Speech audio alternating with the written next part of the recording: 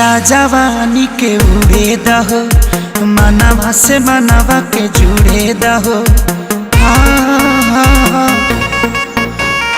छीटा जवानी के उड़े दहो, मनवा से मनवा के जुड़े दहो।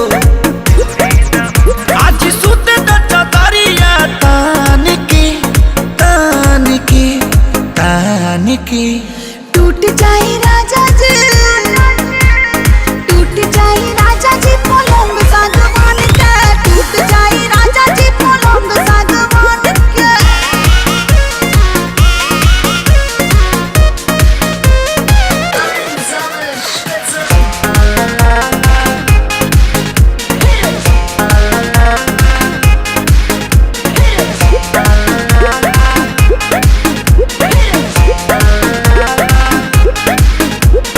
छुए द बदन के देखो न कटन के, चादर बिछा दे हनी। पलम जी मन पिघला दे हनी, पलंग पर झुलुआ झुला दे हनी। छुए द बदन के देखो न कटन के, चादर बिछा दे हनी। पलम जी मन पिघला दे हनी, पलंग पर झुलुआ झुला दे हनी। बड़ी यार बात बेड अब फान के फान के फान के।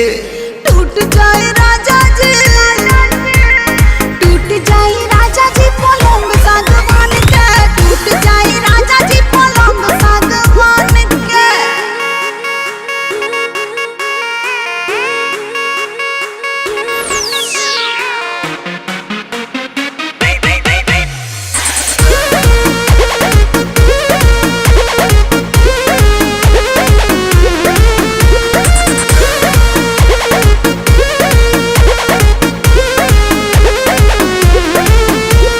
बने तब बेसरमी देहिया में गरमी पैठे लागी हो।